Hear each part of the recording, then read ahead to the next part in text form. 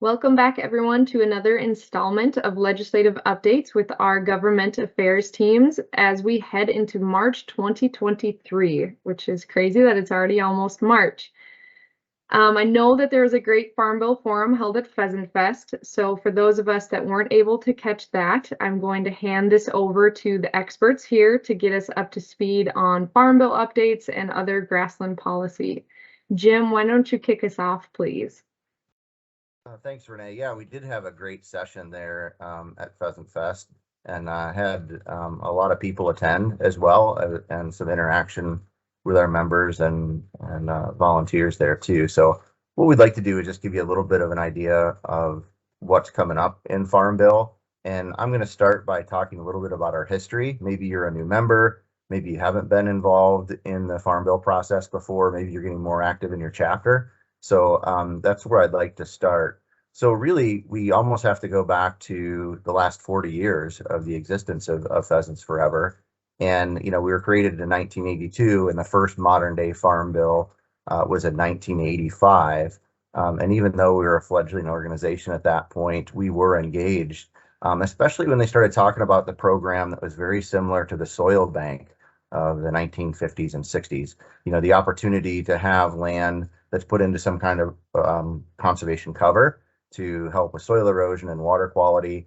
And so there was a podcast that one of our co-founders, Dennis Anderson, did with Bob St. Pierre a few years ago that talked about some of those meetings that happened in Minnesota, where some of the chapter leaders had gotten together and heard about this proposal of CRP, the Conservation Reserve Program. So we were a little bit involved at that point, but more so we continued to get involved in 1990.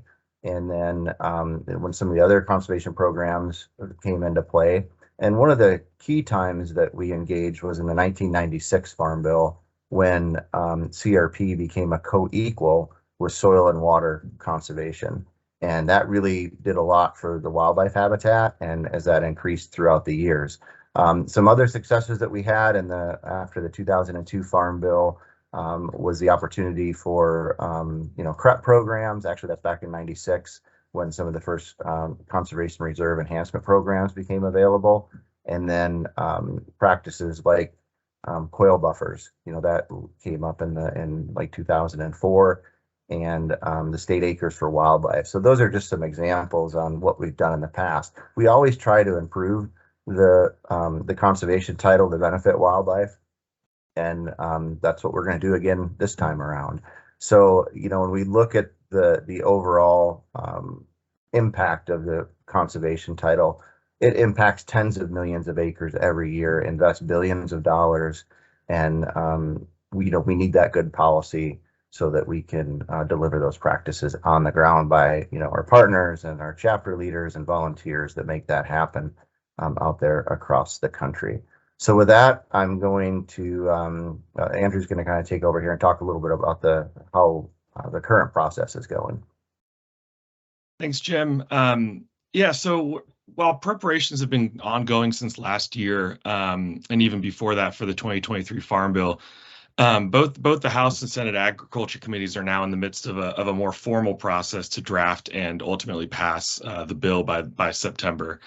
The Farm Bill is reauthorized every 5 years, as a lot of people know, and guides nutrition, conservation, forestry, agriculture policy for the next 5 years. So there's a lot on the line in addition to just our conservation priorities.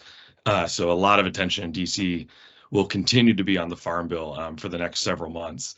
Every Farm Bill comes with its own unique challenges. A big challenge for the 2023 Farm Bill is going to be the high number of legislators who have never worked on a Farm Bill before.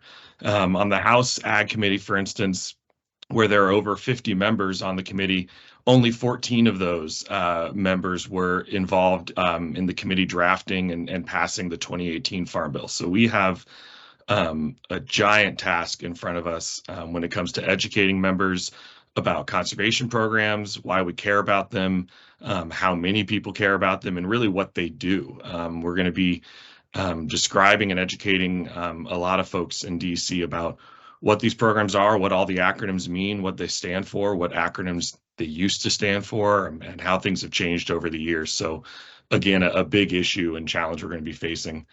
One of the biggest issues we're going to be facing with this farm bill is going to be funding. So again, this is common for most farm bills, but the Farm Bill's conservation title is the single largest source of conservation funding for private lands. And these funds are an essential part of the economic and ecological safety net for rural communities. So funding, both in the conservation title and outside the conservation title, are going to be some of the bigger talking points as we start and continue this process. And we believe it's critical that the 2023 Farm Bill protects and maintains those investments made by Congress, ensuring that farmers, ranchers, and landowners have access to financial and technical assistance, and are able to access these programs and not left out looking inside from the outside when programs run out of funding or meet their maximum capacity. But in addition to funding, with each farm bill, we have a tremendous opportunity to improve how programs are structured and delivered, so that each dollar spent has the greatest impact possible, especially on wildlife. So Pheasants Forever and Quail Forever have identified a number of areas where we see some great opportunities. And I'm going to let Jim kind of kick us off as we start ticking through some of our priorities when it comes to programs. Thanks, Andrew. So I'm going to start talking about CRP again, the Conservation Reserve Program. And as Andrew mentioned, this is one of the largest private lands conservation programs that we have out there. And again, one of the oldest, as I mentioned, 1985. So this has been around for a few years. And you'll also notice in our priorities that we're not asking for a number at this point. And the reason why is in the 2018 Farm Bill, we were capped at 24 million acres. By finding some offsets within the program, we're able to get that up to 27 million. Unfortunately, though, we haven't hit that cap yet. So it is a challenge to have, a 27 million acre cap, but we're not there yet. And for our ability to ask for more acres. We do believe that there can be some changes within the program to strengthen it and get that enrollment back up to where we would like it. Some of this you'll see, and you may have seen it in the social media already, that we supported a Senate bill that Senator Thune and Klobuchar put together, a bipartisan bill that are going to offer some of these fixes to maybe get higher enrollments. Providing that adequate cost share and rental rate to farmers and ranchers to enroll, cost share for mid-contract management, and then the possibility of utilizing some of the forage during managed haying and grazing. And so those are the types of common sense asks that we have here when we're looking at CRP. And we know that it has a large economic impact, as Andrew mentioned, both conservation is part of that, ecological and economic safety net, especially when we have lands that are at risk of swings in environmental impacts. So that's what we're looking at there for CRP. The other program that's been very popular is a voluntary public access habitat improvement program that we helped get in the 2008 Farm Bill, and that provided funds to state wildlife agencies to open up lands for walk-in hunting, as an example. Also to improve the habitat on those walk-in areas and open up and have more access. So we were able to get that reauthorized. It again started in 2008. It was reauthorized in 2014 and 2018, and now we're looking at it again. However, that program's been funded at about 40 or 50 million previously. We're going to ask for 150 million because we know that there's demand out there to open up. And again, this is voluntary, so a landowner voluntarily can be get a little bit of compensation to open that land for public hunting, as we see in some of the walk-in areas across the country. So again, we're going to ask for 150 million there in that program. So Andrew's going to talk a little bit more about some of the other conservation title programs here as well. Thanks, Jim. So, we've seen the impact of CRP, especially in the Midwest and in the Great Plains. Obviously, we talk about it a lot, but when it comes to our work on quail habitat, as well as forest land and rangeland conservation across the country, many of those efforts are made possible through the Environmental Quality Incentives Program, or EQIP. And EQIP provides assistance to producers for installing and implementing conservation practices on and around land in active ag production, and is the largest conservation program administered by NRCS, or the Natural Resources Conservation Service. It receives over $2 billion a year, again, which is a massive amount of money, and over at least 10% of that is required to go towards wildlife conservation practices. And through our partnership with NRCS through Working Lands for Wildlife, PF and QF are helping deliver over 7 million acres of new conservation practices across 25 states in a 5-year span, focused primarily on northern bobwhite, but the host of upland and grassland and forestland species that benefit from that habitat. And this effort is thanks in large part to the resources provided through EQIP. So this Farm Bill, we're really focused on maintaining that robust funding for EQIP, ensuring that 10% minimum allocation for wildlife, and helping that number go above and beyond 10%. And how can we increase the impact of EQIP throughout the country to help farmers and landowners and ranchers improve habitat on their lands. In addition to all these programs that we know and love, we're going to be working to improve the other critical tools in the Farm Bill's conservation title. There's, I think, 13 or 14 programs at this point, and you know, at some point you got to prioritize within that, but there's a lot of acronyms to go around. So for example, we see some significant potential with the Agricultural Conservation Easement Program, in particular the opportunity to expand availability of grassland easements, offering within ASEP, the easement program. There's an enhanced offering for federal investment with grassland easements, or on grasslands of special significance. So how can we increase the impact of easements, permanent voluntary easements on working grasslands, to protect those lands and maintain and enhance their benefits? We'll also continue to support the Regional Conservation Partnership Program and look for ways to increase flexibility and lower the barrier of entry for that program for partners like PF and QF and others in the community, so that we can unlock the full potential of public-private partnerships through that program and make each dollar go even further. So again, there's about 17 other acronyms we could have run through, but we're going to spare the good folks watching this, and I'll kick it over to Bethany to kind of wrap things up on the policy front. Sure. Thanks, Andrew.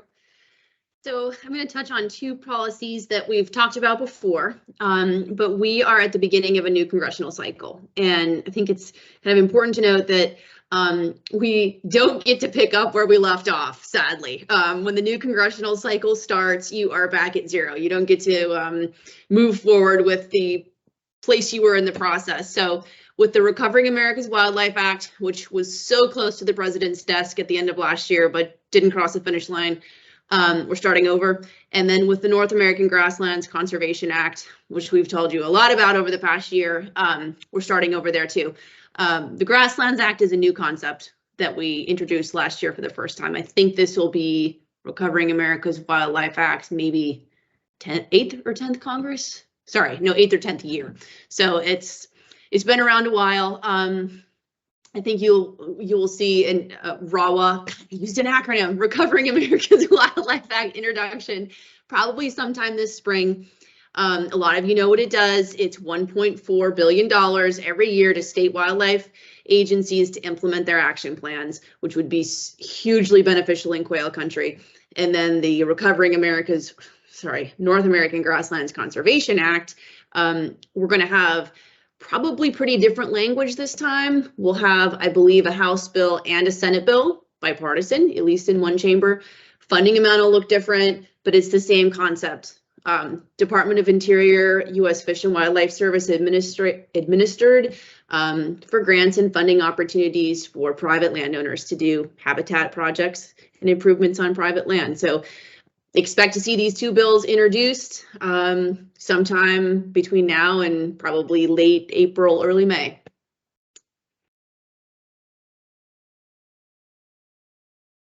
Pass it back to Renee. Wonderful. This has been incredibly insightful, and you can probably guess what question I'm going to ask, but what can PF and QF members and supporters be doing to help advance all of these priorities? Sure. So you're going to see probably more what we call calls to action from us in the next 12 to 18 months because we have a farm bill and because we have two other moving pieces of legislation. So you're going to see emails from us, maybe some texts, some outreach asking you to pick up your phone and call your member of Congress. And we will ask you to do this at really important times. Like these will be peak critical times where we can move legislation. And there will be other opportunities. You might have some town halls or some, local events where you'll be able to talk to your members of Congress. If you think that's coming up and there's an opportunity to make contact, reach out to this team, ask us what you can do. But most importantly, I think just keep an eye on our materials and our asks, because we really need you when we ask. Absolutely. And your guys' email contact information is found on the policy landing page, correct? Okay, so you can find them there. And then friendly reminder to stay tuned to our social media. Keep an eye out for any communications that will come from your regional representatives. And then you can also check into that policy landing page on our website to find out the latest information as well. So thank you to this team for your time, and thank you to everyone watching for staying informed and educated and for supporting conservation advocacy. Because we know that habitat happens in DC. So thank you, everyone, and have a wonderful day. Thanks.